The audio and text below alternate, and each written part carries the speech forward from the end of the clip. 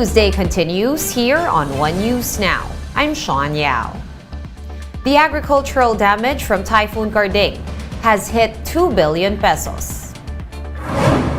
DA Undersecretary Domingo Panganiban said the worst damage was to Nueva Ecija, Tarlac, Pampanga, Bulacan, and Quezon. Because of this, the prices of vegetables and rice could go up by 20%. However, the Agriculture Undersecretary clarified that there is stable supply of rice until next year. Sa aming palagay, hindi magkakaroon ng malaking shortage ng bigas at ng palay. The next year, kinakailangan natin magkaroon tayo ng buffer stock na 60 days at nasa ganon ay mapunuan natin kung ang pangangailangan natin mga kababayan kung sakasakaling magkaroon ng shortfall. At ito ay minimaintain natin yung 60 days buffer stock para nasa ganon ay maisiguro natin ang pangangailangan ng ating mga mamamayan ng bigas sa susunod na taon. And State Weather Bureau Pag-asa is proposing a smaller budget for next year. Pag-asa Administrator Vicente Malano said they're asking for 1.1 billion pesos for 2023. This is lower compared to this year's budget of 1.3 billion pesos. Malano explained that they have already finished some of their programs, including one for radar upgrades. Malano added that South Korea and Japan are also funding some of the agency's projects until 2023. Former NTF-LCAC spokesperson Lorraine Badoy says she was just misquoted after the Supreme Court weighed in on her threatening statements against a Manila court judge. Marlene Alcaide with the report.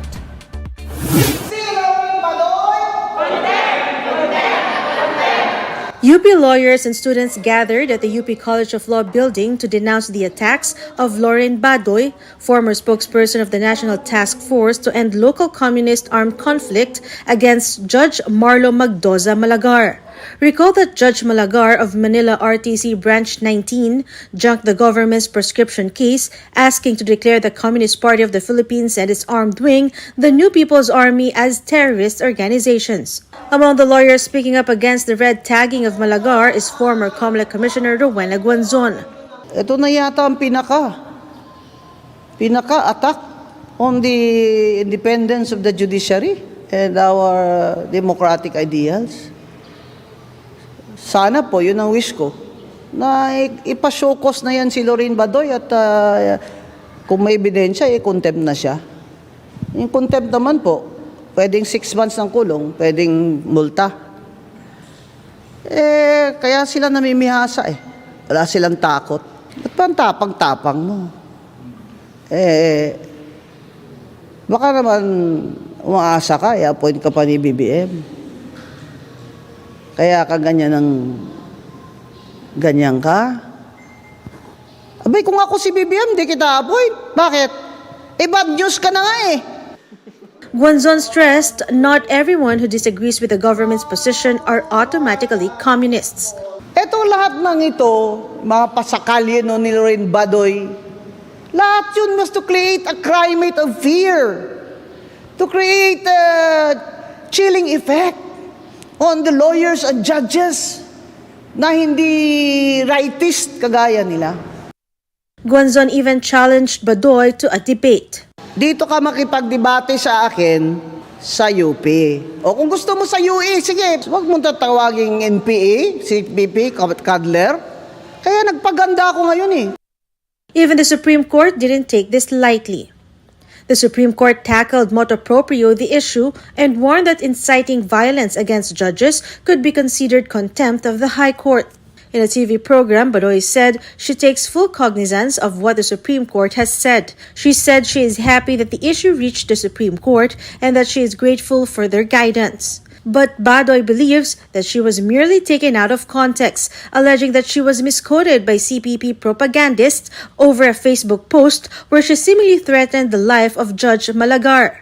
In a now-deleted Facebook post, Badoy accused Malagar of being a friend and defender of the CPP-NPA. She started off her post with the phrase, "So if I kill this judge." Still, Badoy tells her supporters to support the SC's statement on the matter. For News 5, Marlene Alcaide, we are One News. We're gonna pause for a quick break, but we will be back with more stories after that. Keep it here on One News.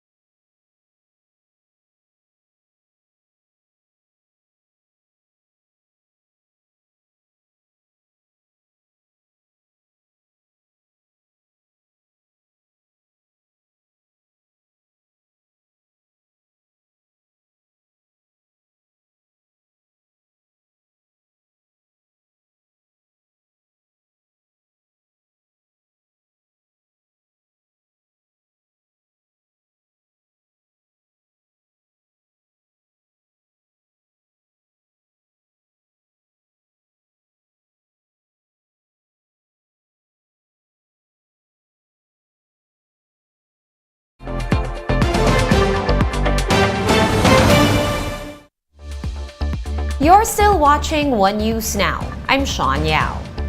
Several areas in Davao City are flooded after heavy rains brought by the southwest monsoon or habagat. Gemma Vansenia with the report.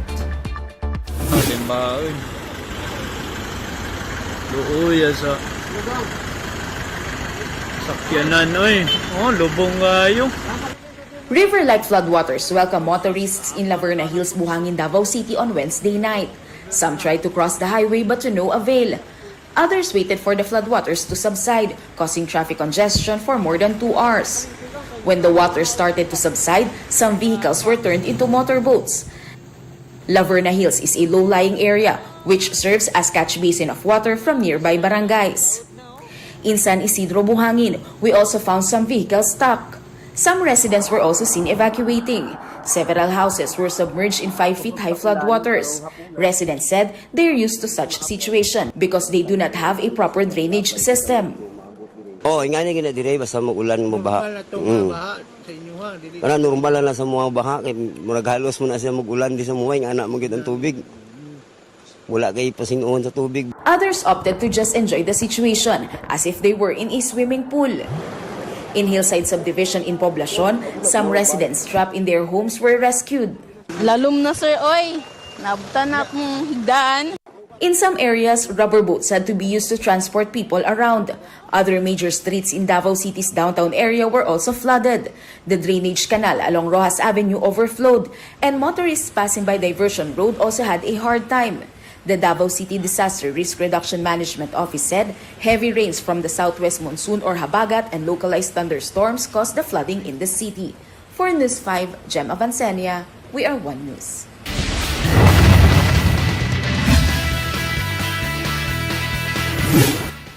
Boxing legend Manny Pacquiao is all in on supporting his son Jimuel, who is bent on following in his father's footsteps. Mobile journalist Kyla Macantan with the story.